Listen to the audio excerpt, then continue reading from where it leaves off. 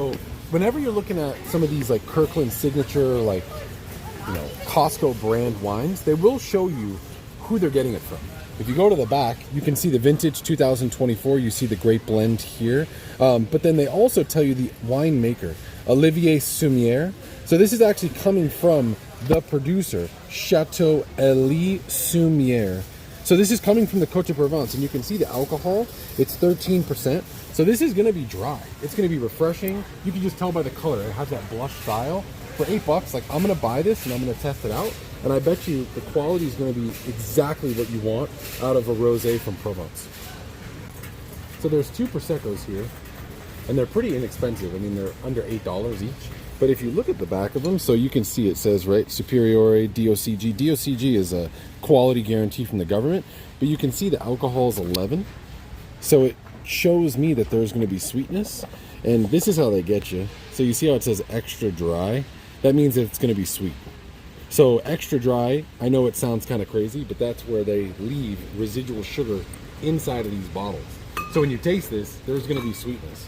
And you're going to see it's on every single one. So 11% alcohol, most likely it's the same producer. It should have a producer stamp on here somewhere. But you can see it's extra dry. And it actually has a vintage, which is kind of interesting. But 11% alcohol shows that there's actually going to be sweetness inside of here. So when you taste these, they're not going to be dry. I will be honest with you, I've never had it before ever.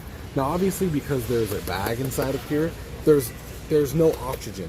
So it'll last. Like, you can actually extract a glass out of it and keep it, because you can see there's even like a little pour spout. So you don't have to physically open the entire bag. That pour spout comes out probably here, and then this will stay good. Have I ever had this? I've never had this. I would love to try it just to see how it is. But this also says that it is coming from Modesto, California. But for $15 for 3 liters, it's probably a good everyday drinker, to be honest. I've never had it, so I have no clue. This is crazy because for $5, like, that is an outrageous price. They have to buy the entire vintage of this to make it that price and get the best quality. 12.5% alcohol, so it's going to be dry, and it's coming from the top region that makes Pinot Grigio, from Friuli. So this, like, you behind the camera, you would love this. Yeah. We didn't even go to the other side. Chateauneuf should never be under $20.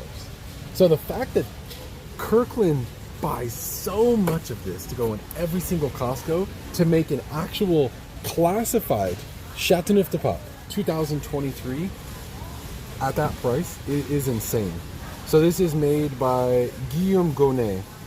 So Guillaume Gonnet, I'm not sure about that producer. I've never had Guillaume Gonnet before, but 15% alcohol, you could probably age this a little bit. I mean, to be classified as Chateauneuf du Pape, you have to understand the strict regulations of France and the Rhone Valley, so it is absolutely nuts that it's under $20.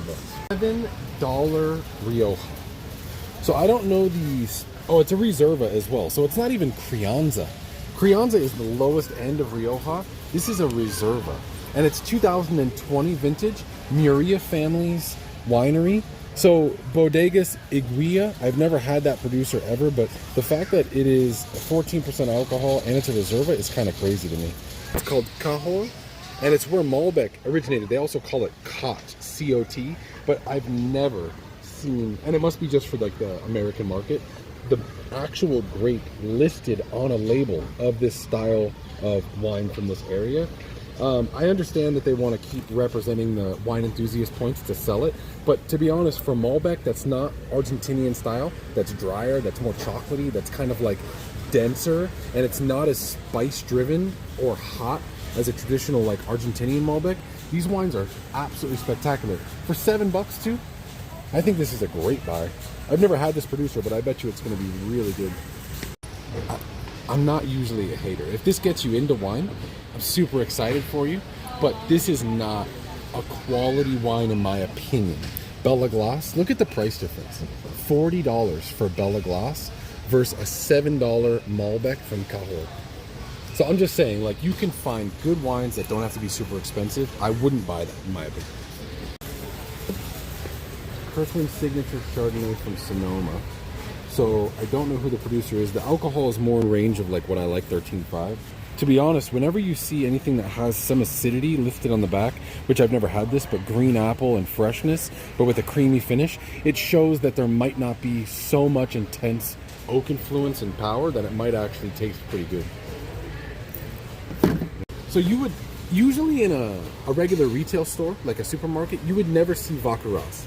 So like the reason that this is so important is this is a stated area in Rhone Valley that makes really high quality wines. So the fact that they sell Vaccaras, which is pretty significant for Vaccaras, it's not the most expensive area. Châteauneuf is more expensive. Really high quality. It's still 14.5% alcohol, so if you're okay with doing something that has a little bit more weight to it. And the producer is the same producer of the Châteauneuf, I believe. It's Rhone. So I don't think that this is a bad purchase at $12. If you like darker fruit profile, it's predominantly Grenache, a little Syrah and Mourvedre.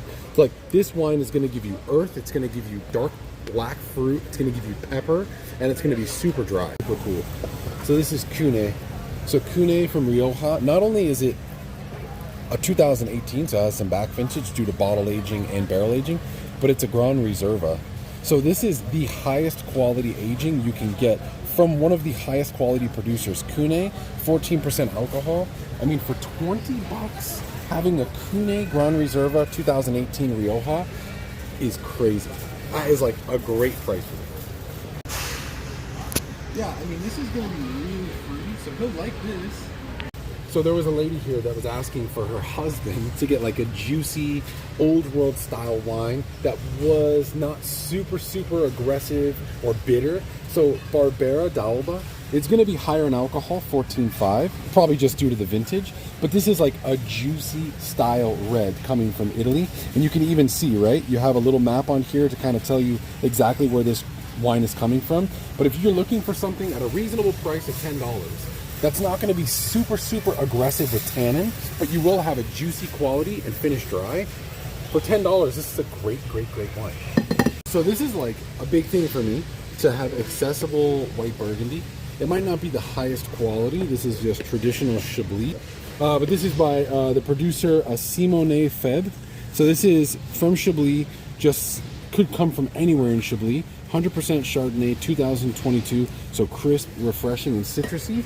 But then on the other side, you're on the very south of Burgundy in Puy-Foussay. This is located in the village of Mâconnais. So Louis Latour, you guys know my videos. I love Louis Latour. 2023 for an approachable Burgundy, white Burgundy, at either $20 or $27 to find both of these different styles outstanding in just a retail store where I'm getting my groceries. It's crazy. I visited this house when I was out in Bordeaux. This is like super classic vintage as a current vintage, 2021. So the alcohol shouldn't be aggressive. Look at that, 13% alcohol. This is a classified growth too out in Bordeaux. So this is from the left bank. It's Cabernet based, Bernard du Cru. 21, dude, for $45 if you're gonna splurge a little bit, this is a money one. The wine is absolutely spectacular.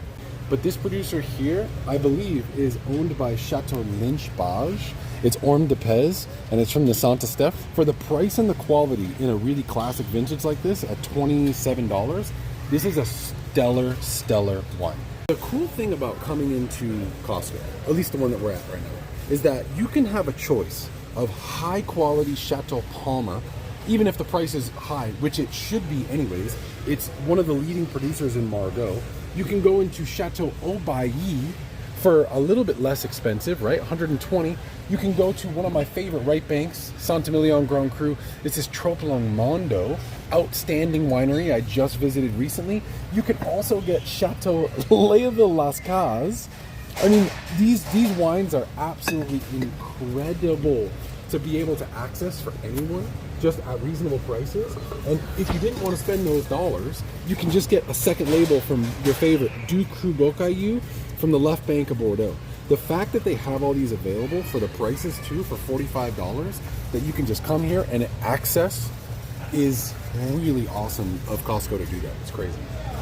Overall, this is the first time I've actually physically looked through all of the aisles at Costco for wine selections, and whether it's like an inexpensive wine for $9 or going into like $1,000 first growth, Costco does have really good selection for anyone. So I highly recommend it.